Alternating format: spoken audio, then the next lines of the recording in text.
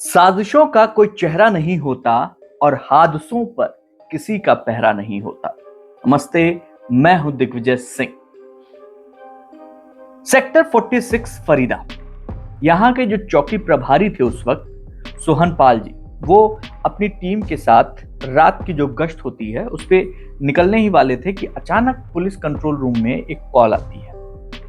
उन्हें बताया गया कि नंबर 387 बंगला होता है, फरीदाबाद का वो एरिया था, बहुत पॉश एरिया, वहां पे एक कत्ल हो गया है। चौकी से सिर्फ 2 किलोमीटर की दूरी पर सोहनपाल अपनी टीम के साथ 10 मिनट में उस जगह पे पहुंचते हैं और वो पॉश एरिया था। पॉश एरिया होने की वजह से अक्सर सुनसान रहता था। इस वजह से पड़ोसियों को भी इस घटना के बारे में तब पता चला जब पुलिस का सायरन बजा और पुलिस रात को 3 बजे वहां इकट्ठा हुई। आस पड़ोस के लोगों ने भी अपना घर खोला देखने के लिए कि भैया हुआ क्या है। कोठी नंबर 387, यहाँ पर मौजूद एक व्यक्ति ने जब कोठी का मेन गेट खोला तो पता चला कि उसी कोठी में रहने वाले किराएदार थे वो, जिनका नाम था राजेश सिंह। उस समय चौकी प्रभारी सोहनपाल ने अंदर जाकर देखा तो बेड पर एक लड़की मरी हुई थी, जिसकी हत्या गला रेत कर की गई थी।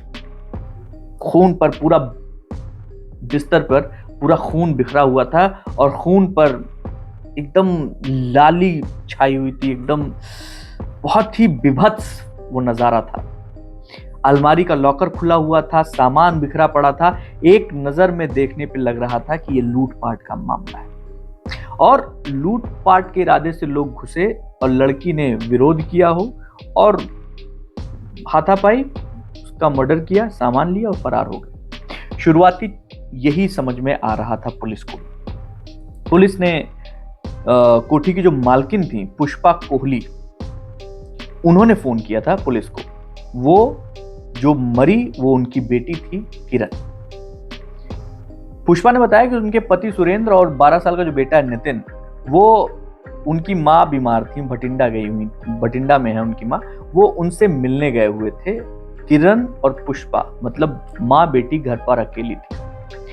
पौष इलाके में सनसनीखेज वारदात, मतलब पुलिस के तो हाथ पैर फूल चुके थे, बड़े बड़े अफसर वहां पहुंच चुके थे। पूछताछ का दौर शुरू हुआ। पूछताछ के दौर में पुष्पा ने बताया कि बीती रात करीब 9:45 बजे के आसपास वो रसोई में खाना बना रही थी। उस समय मेन गेट पर 2 औरतें आईं जो बुरके में थी और किरण उनको अंदर लेकर आए। किरण मतलब उनकी बेटी जिसका कत्ल हुआ था।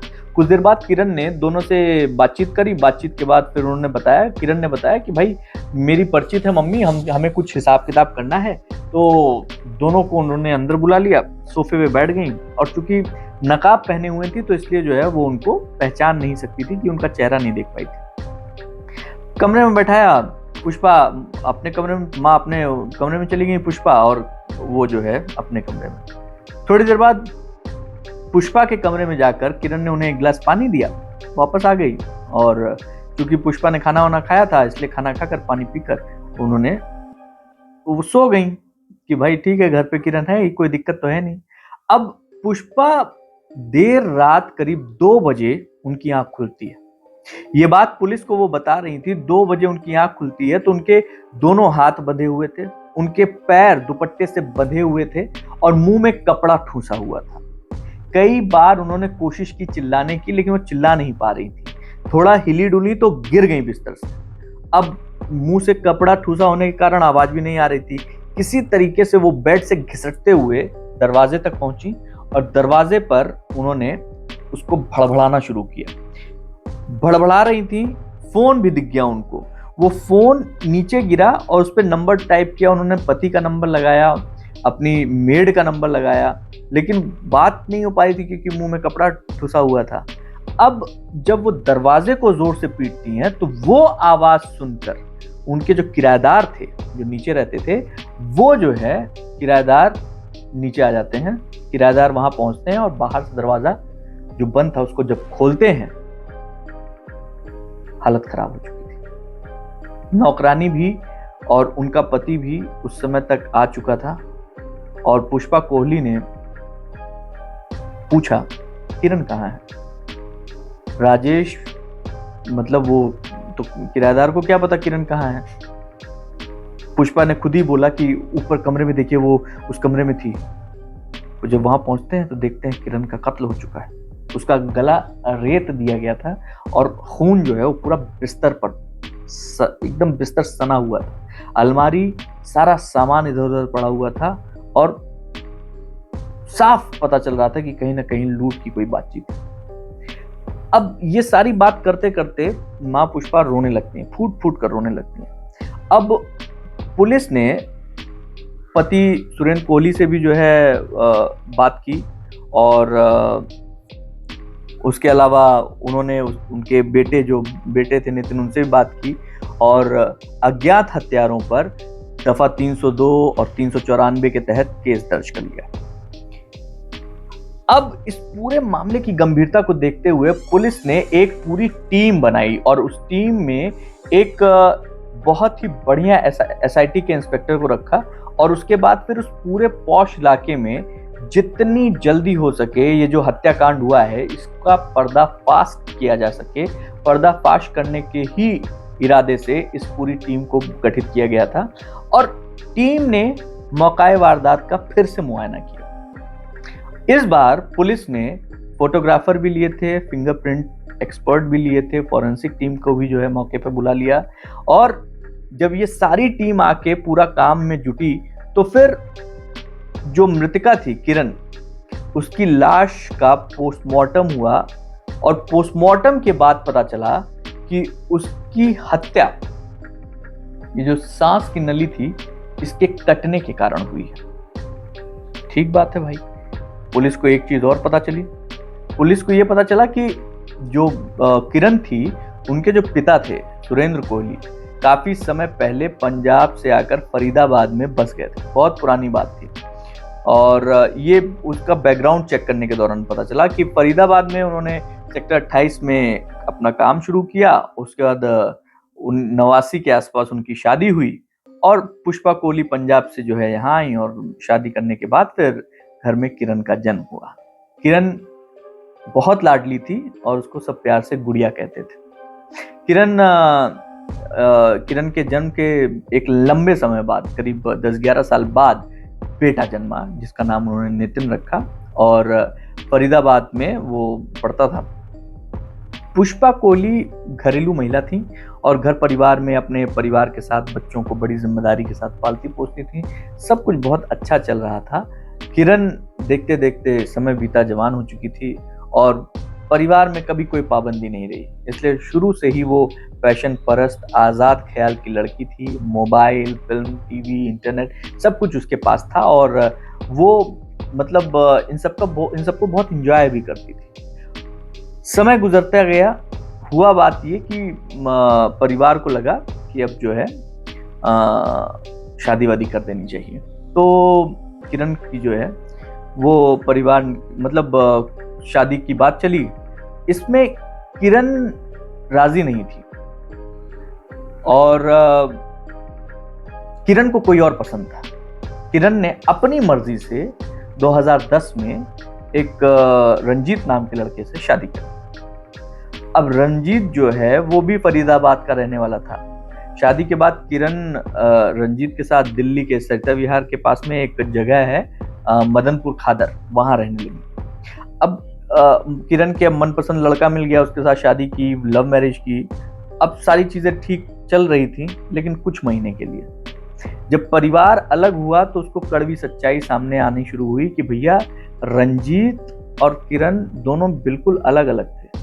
पैसों की तंगी, दोनों नौकरी करते थे, इसके बावजूद किरण का जो मतलब जो फैशन परस्ती थी, जो खर्चा था, वो नहीं चल पा रहा था। अब किरण चाह कर भी अपने पति को छोड़ नहीं पा रही थी और पति भी जो है वो किरण की तमाम फिजूल खर्ची और इन सब चीजों से काफी परेशान हो गया था। उसको समझ में नहीं आ रहा था कि क्या करे, कैसे इस चीजों को टैकल करे, मैनेज करे। तो क्या हुआ कि किरण की एक दोस्ती हुई महफूज आलम नाम के व्यक्ति से और महफूज आलम जो था वो कमीशन पे पैसा वैसा चलाता था। किरण उसके साथ मिलकर कुछ इस तरीके का काम भी करने लगी और उसका बैंक बैलेंस धीरे धीरे बढ़ने लगा। अब घर का खर्चा ठीक से तो पहले चलता नहीं था, इसलिए उसने ये सारी चीजें करनी शुरू की। अब जब उसको उम्मीद से ज्यादा पैसा निकल के आने लगा तो एक बार फिर किरण का दिमाग बहकने लगा। उसको लगा कि भैया बढ़िया है, पैसा तो आ ही रहा है, इसको उड़ाने का कुछ हिसाब किताब देखते हैं। और फिर उसने शराब पीना, नाइट क्लब्स पब्स जाना और दुनिया भर की फिजूल खर्ची शुरू कर दी थी। अब माँ ने किरण को समझाने का प्रयास किया, क्योंकि उसके पति ने जो है वो बोला कि मम्मी जी जरा किरण को समझाइए। किरण को कुछ समझ में नहीं आया, झगड़े और शुरू हो गए। अंत में आके क्या हुआ, अंत में सीधा सीधा हिसाब किताब ये हो गया कि किरण और उसके पति के बीच का झगड़ा इतना बढ़ गया कि उन्होंने तलाक की अर्जी डाली। अब तलाक का जब अर्जी डाला तो वो मुकदमा बन गया। मुकदमे के बाद रंजीत को छोड़कर वो किरण वापस फरीदाबाद अपने माँ के पास आकर रहने लगी। ठीक है भाई, यहां तक तो सब ठीक था। अब जब किरण अपनी माँ के पास आई तब भी उसके अंदर हाव भाव में कोई परिवर्तन नहीं था, क्योंकि माँ के पास में तो और ज्यादा आजादी थी, बहुत ज्यादा, मतलब पैसे भी थे। अब तो जो है उसके ऊपर पाबंदी भी बिल्कुल ना के बराबर थी। तो नाइट क्लब में जाती थी, शराब पीकर आती थी, दिन भर जो है माँ के साथ भी जो है क्या नाम है बदतमीजी से बात करना, गाली गलौज करना, और हाई प्रोफाइल लाइफस्टाइल जो उसकी थी, उसकी वजह से जो कोहली परिवार था वो बदनाम हो रहा था। एक तो बेटी की शादी कर दी, उसके बाद बेटी घर में बैठी हुई है, उसके बाद बेटी शराब पीती है, उसके बाद बेटी रात को देर से आती है, और देर से भी आती है तो घर में गाली गलौज करती है। अब इस चीज से पुष्पा जो उनकी माँ थी वो बहुत परेशान थी। उनको समझ में नहीं आ रहा था कि क्या करें कैसे करें। अभी ये सब हो ही रहा था, किरण की हत्या हो गई। अब टीम को ये सारी डिटेल मिल चुकी थी, और ये जो पीछे की घटना थी ये सब कुछ जो है पुलिस को पता चल चुकी थी। मौका वारदात पर जो कुछ भी था सब पुलिस ने ले लिया था, लेकिन पुलिस को इन सारी चीजों में कुछ झोल नजर आ, कुछ दिक्कत उसको नजर आ रही थी। दिक्कत क्या थी कि भाई सुरेंद्र कोहली के जो किराएदार थे राजेश सिंह, नौकरानी थी और उनके पति, सबके अलग अलग बयान दर्ज किए गए। और जब उनको क्रॉस चेक किया गया तो फिर कई बातों पर शक हुआ पुलिस को। मसलन किरण ने पुष्पा को ग्लास में पानी दिया था जिसे पीकर वो बेहोश हो गई। अब किरण ने अपनी मम्मी को पानी क्यों दिया? एवं ही उनकी मम्मी तो ऊपर जा चुकी थी, मम्मी ने तो पानी के लिए आवाज भी नहीं दी, जो कि पुष्पा ने खुद ही कहा था। फॉरेंसिक टीम को जो है वो जो ग्लास था और वो उसमें जो पानी था वो भी भेजा गया था, जो बचा हुआ पानी था वो सूंघ कर भी देखा गया। फिर वहां पे जो है भेजा गया कि प्रयोगशाला में ये पता चले कि वाकई इसमें कुछ मिला हुआ है कि नहीं मिला हुआ है। तो वो भी चला गया, उससे भी जो है चीजें जो निकल कर आई उसमें भी पुलिस को शक हुआ। अब वो जो बुरके वाली दो औरतों की बात पुष्पा कोहली बता रही थी, उसकी आवाज और उनके डील डॉल के बारे में जो सवाल पूछा गया तो उसमें भी जो है पुलिस को संदेह हुआ, क्योंकि उनकी बातचीत जो थी वो एकदम ऐसी थी कि बस हाँ जी मैंने देखा नहीं, मैं कर रही हूँ थी, मैं ऊपर जा रही थी, मैं खाना खा ली थी, मुझे सोना था। तो ये सारी चीजें पुलिस को समझ में नहीं आ रही थी। अब पुलिस के पास एक अंतिम शस्त्र बचा था, वो है कॉल डिटेल्स। पुष्पा कोहली, उनके पति सुरेंद्र कोहली, कुछ रिश्तेदार, सबके कॉल डिटेल्स निकलवाई पुलिस ने, और उसको निकालने के बाद कॉल डिटेल्स को खंगालना शुरू किया। इस बीच किरण की अंत्येष्टि भी हो चुकी थी, अंतिम संस्कार हो गया और किरण इस दुनिया से जा चुकी थी। अब जब ये सारा कुछ हुआ, जब कॉल डिटेल्स निकलवाई तो फिर पुष्पा की जो माँ थी, नानी, वो भी जो है पुष्पा की अंत्येष्टि में आई थी। उनको जब पुलिस ने देखा तो उनको पता चला ये इनका हाल चाल तो ठीक ठाक लग रहा है। पुलिस ने उनसे बात करी तो पता चला कि भैया ये तो स्वस्थ थी। नानी ने भी बोला मैं तो स्वस्थ थी। अब कई बार जो है पुलिस का गोल घूम के शक की जो सुई है वो वापस उन नंबरों पे आने लगी जो फोन नंबर जो है किरण यूज करती थी, जिनसे बार बार बात होती, जैसे महफूज आलम, जिसके साथ उसने एक अलग काम शुरू किया था। पुलिस ने उसको खूब तड़ाया, धमकाया, सब कुछ कराया, लेकिन उसने हमेशा कहा कि भैया मेरा इसमें कोई हाथ नहीं है, मैं कभी भी किरण को मारने की नहीं सोच सकता, क्योंकि उसके साथ मेरा बहुत अच्छा चल रहा था और हम लोग दोनों पैसा कमा रहे थे। अब पुलिस फिर से दिमाग उस पुलिस का दौड़ा और उन्होंने जो है किरण की हत्या के लिए फिर से वो पुष्पा के पति रंजीत को, पुष्पा के पति को और किरण के पति को रंजीत को, दोनों को फरीदाबाद बुलाया। फरीदाबाद बुलाने के बाद उनसे बातचीत की, पूछताछ की, सब कुछ पता किया और ये भी पता किया कि वो उस दिन कहाँ थे, क्या कर रहे थे। सारी जानकारी ली, पता चला सब अपने अपने जगह पे वाकई प्रूफ के साथ वो लोग यहाँ नहीं थे। उसका पति जो किरण का पूर्व पति था वो तो मुंबई में था, कोई दिक्कत नहीं थी। अब पुष्पा कोहली के ऊपर पुलिस आके रुक जाती है। पुष्पा उनकी माँ थी और किरण के जाने के बाद सबसे ज्यादा दुखी वही थी। अब पुष्पा जो है एक ऐसे नंबर पर हफ्ते में 2 या 3 बार बात करती थी जो पंजाब का था। पुष्पा ने इस नंबर के बारे में पुष्पा से पुलिस ने पूछा तो उन्होंने बताया कि भैया मेरे एक चाचा का है, पंजाब में रहते हैं, पारिवारिक आदमी है, बातचीत होती रहती है। अब घटना वाली रात पुष्पा कोहली के मोबाइल पर आने जाने वाली कुल 3 कॉल पाई गई। पहली कॉल जो थी वो रात को 8 और 9 बजे के बीच थी, जो कि मिस्ड कॉल थी। इसी नंबर पर पुष्पा कोहली के मोबाइल से 10 बजे के आसपास एक मिस्ड कॉल भी दी गई थी। तीसरी और आखिरी कॉल जो है वो नौकरानी जो थी उसके पास से आई थी। अब पुलिस इन नंबरों के बीच में फंस चुकी थी।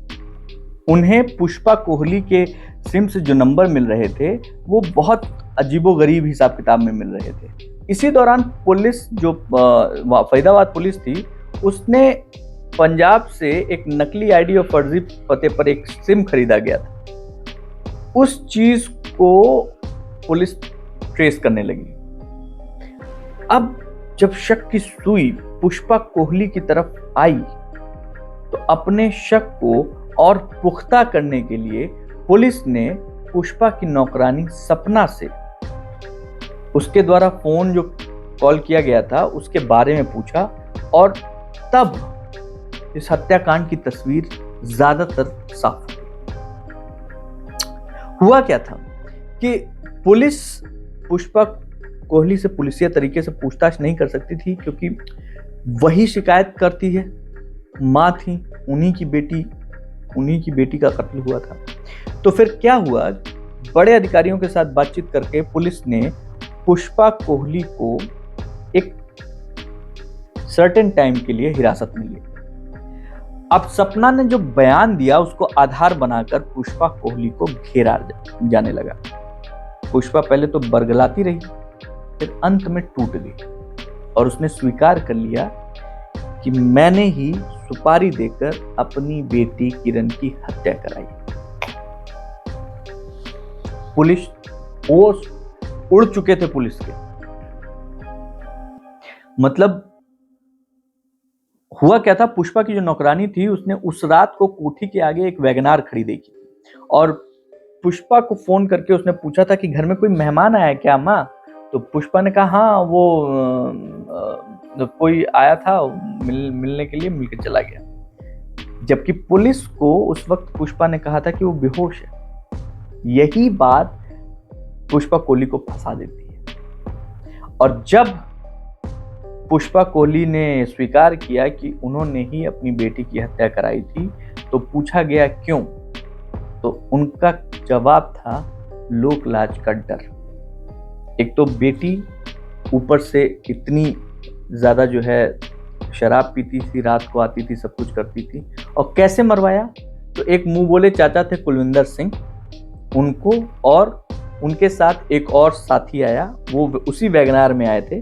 वो आए, घर पहुंचे, घर पहुंच के उन्होंने वहां बैठे और इस दौरान जो है पहले से उनसे बात हो रखी थी, कितने पैसे किसको लेने किसको देने, ये सारी चीजें हो रखी थी। और उन दोनों ने ही, कुलविंदर सिंह ने ही फर्जी आईडी ली थी, सिम लिया था और उसी से बातचीत के दौरान इन्होंने तय किया। ये दोनों घर के अंदर आए, किरण नीचे थी अपने कमरे में, पुष्पा अपने कमरे में गई। पुष्पा ने अपने कान पे तकिया रखा जिससे उसको आवाज न सुनाई दे। ये दोनों उसके कमरे में पहुंचते हैं, पुष्पा के किरण के कमरे में पहुंच के उसको मारते हैं और फिर वहां से सामान, खासतौर पे गहना और 1 लाख रुपया था, वो पहले से ही पुष्पा ने तय किया था कि तुमको मिलेगा, लेते हैं और रफू चक्कर हो जाते हैं। पुलिस के सामने जब ये खुलासा हुआ तो पुलिस भी राहत की सांस लेती है और इस खुलासे के बाद पूरे एरिया में हड़कंप मच जाता है कि एक माँ ने अपनी बेटी को मरवा दिया, सगी बेटी को मरवा दिया। और जब ये बात फरीदाबाद में पता चली, कुछ दिनों तक चाय के नुक्कड़ पे सिर्फ इसी कत्ल के चर्चे हो रहे थे। पुलिस पुष्पा को पकड़ती है, अदालत देती है और उसके बाद उसको जेल हो जाती है। इनफैक्ट जो उसके साथी थे कुलविंदर और उसका एक साथी, वो भी पकड़ा जाता है, उसे भी जेल होती है। धारा 302, धारा 494 और उसमें धारा 34 भी जोड़ दी गई थी। ये एक ऐसे कत्ल का मामला था जो जिसने भी सुना वो दंग रह गया। पता नहीं बच्चों की परवरिश में कहाँ पे माँ बाप क्या गलती करते हैं जिससे वो इस तरीके का माहौल बन जाता है कि अपने ही बच्चे को मारने के लिए माँ सुपारी दे रही है। इस तरीके की कई और घटनाएं, कई और सच्ची कहानियां आपको यहाँ मिल जाएंगी, आपको खुल के ऐप पर मिल जाएंगी। तो आपसे अनुरोध है कि इस चैनल को सब्सक्राइब करना ना भूलें और ऐसी कहानियों को सुनने के लिए खुल के ऐप जरूर डाउनलोड करें। सतर्क रहें, सुरक्षित रहें। जय हिंद।